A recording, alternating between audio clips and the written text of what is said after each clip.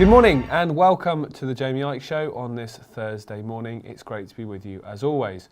Well, we're going to focus on one main story today because news bulletins and news websites all around the world are dominated by one story, and it's regarding this man here. Wagner boss, Wagner, the mercenary fighter group based out of Russia that worked with the Russian forces on their invasion of Ukraine. They formed in 2014 when Russia took the Crimean region, and they are now basically in exile because a few weeks ago they effectively tried to perform a coup on Putin and march towards Russia, taking towns and villages along the way. They then struck a deal with Putin, which led to him being exiled and apparently given safety in Belarus.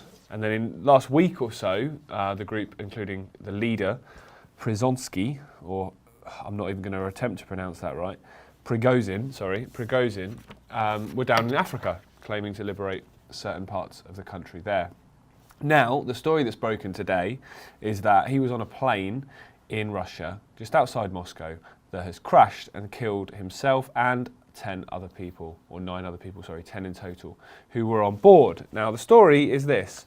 The head of the Wagner mercenary group has been named by the Russian aviation authorities as a passenger on a private jet, but the Kremlin is yet to confirm his death. Prigozhin led a failed mutiny against Russia's military leaders in June, and there's intense speculation about the cause of last night's crash in northwest Russia that killed all 10 people on board. Now, there's a few things to look at and unpack and unpick here. And the best way to start when any event or any happening like this goes on is ask yourself the question and play the game of who benefits. So you could argue that if this is an attack and if this is something that an assassination basically by Putin and the Russian authorities, then they benefit because somebody who has got a track record of standing up against them is now no longer going to be a problem. Okay. Another benefit you could say is the West, the establishment in the West that are trying to further demonise Russia and further demonise Putin. They benefit here because it allows them to paint him even more as this psycho running the country. So they benefit. So there's kind of benefit potential, if you like, on both sides. But then now let's go, okay, who doesn't benefit? Who stands to lose from this? Well, there's already stories, which I'll get into in a second, where Wagner mercenary fighters that are still there are now saying that they need to, basically, he better be alive. This had better all be a sham, or they will be marching on marching on Moscow, sorry. Well, that doesn't benefit Putin, does it? It certainly benefits the West, because if there's a civil war, if there's a challenge for Putin's power, then that benefits the West, that benefits Ukraine. It certainly doesn't benefit Putin or the Kremlin.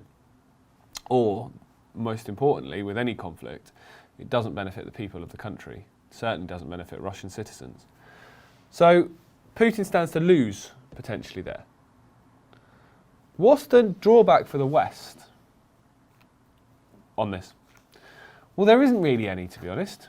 There's no real negative thing that I can see, with the exception of, if the West were genuine, you've got a leader that you say is unhinged, and you're backing him into a corner more and more and more and more, who can say what he would do, how he would react.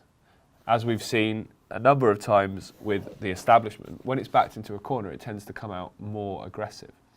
How do you know Putin's not going to press the red button? There's that drawback you could say.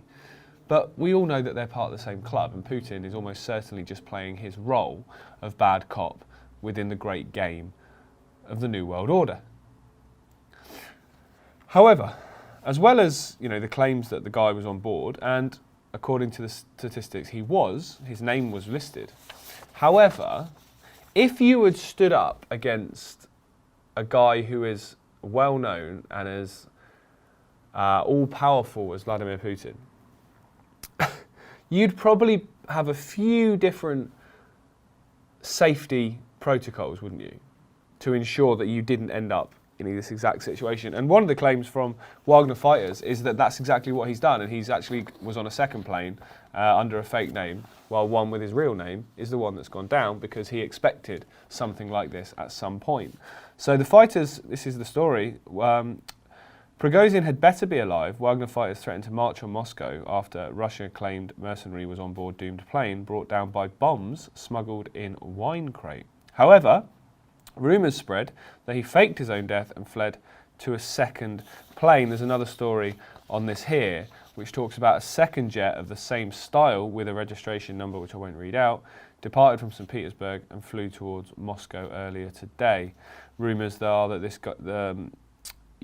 that Prigozhin has cheated death after data erupted that indicated he may have flown on a different plane to the one that crashed.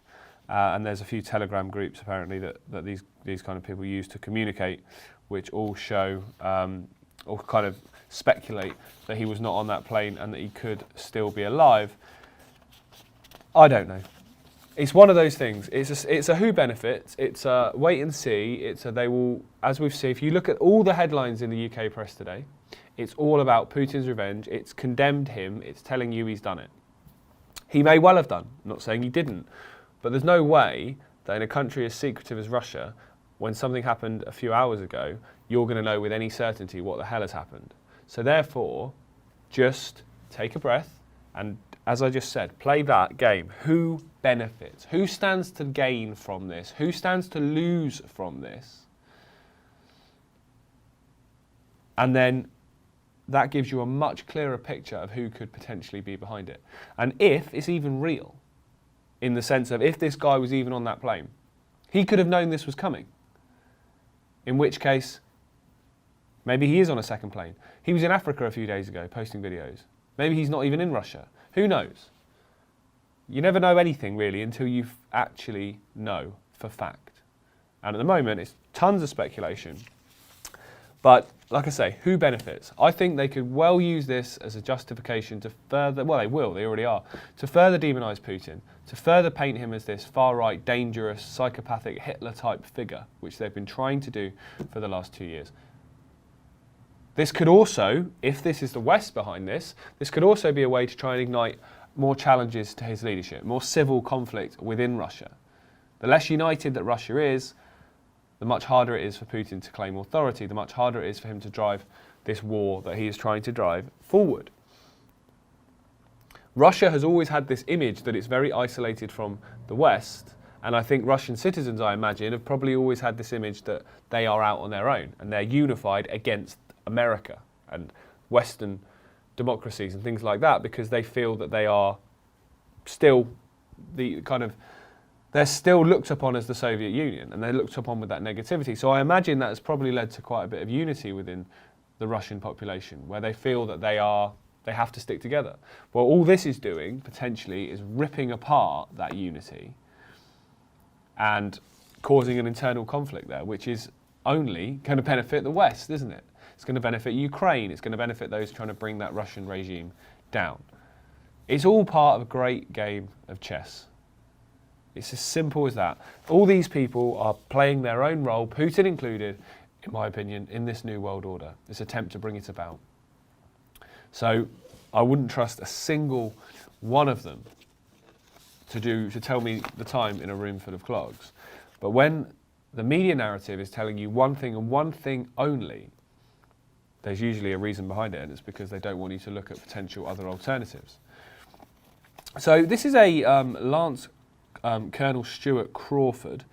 He's talking about here that the Wagner plane was shot down, apparently, by Russian air defences as it was accidentally triggered some kind of defence mechanism while going over a military base.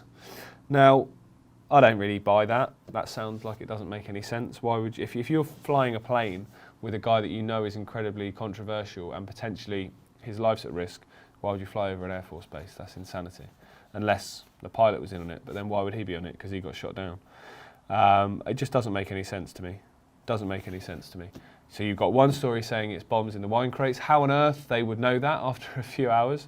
And you've got one story saying they've been shot down by air defences. It could be any one of 100 different explanations. He could have been on the plane. It could have been a Putin-authorized assassination. It could have been something that the West has orchestrated to try and blame Putin, to demonize him further. He might not have been on that plane. It could have genuinely been an accident. Okay, I'll admit, highly unlikely. But there's so many different things that it could have been. So the key is, this man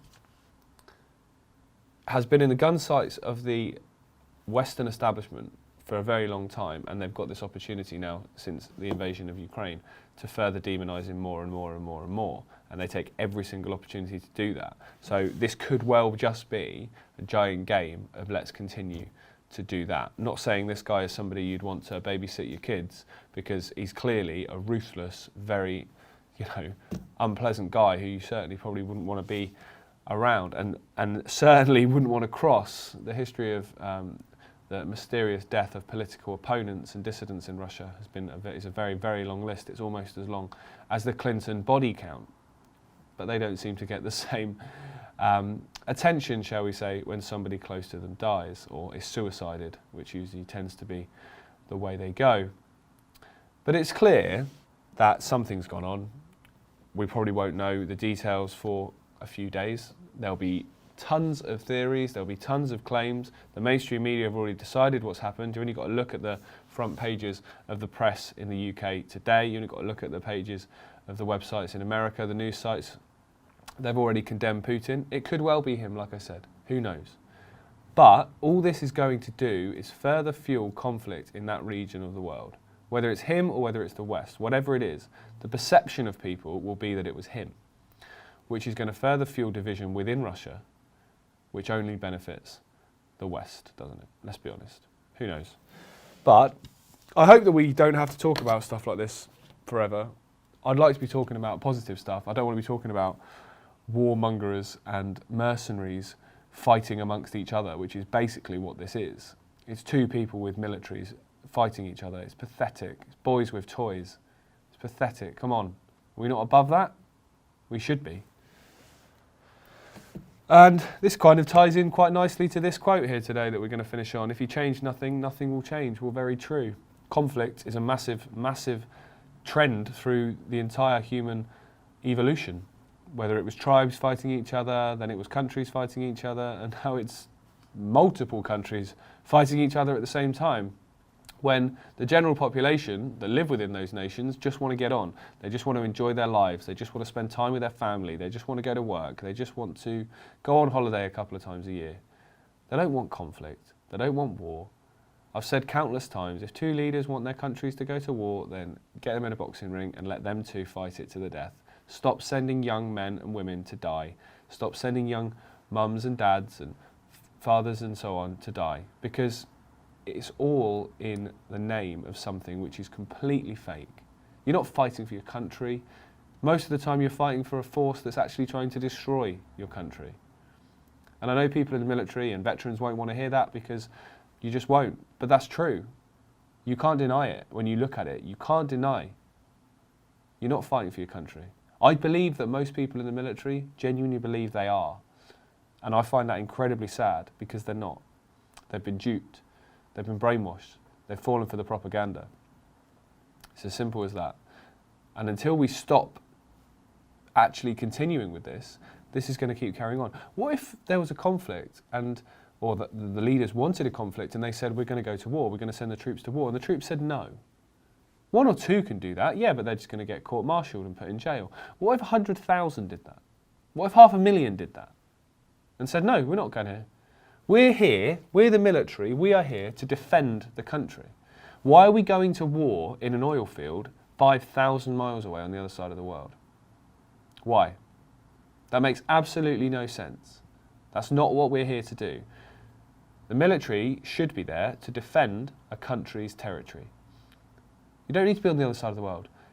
In America's case, you don't need over 140 bases around the world. That's not about defence, that's about control, that's about offence. And it's a country that's been at war pretty much every year since its existence. What happens when people say no? They've got no power. None. All these leaders that you see calling for war, can you imagine any of them on the front line? I don't think so.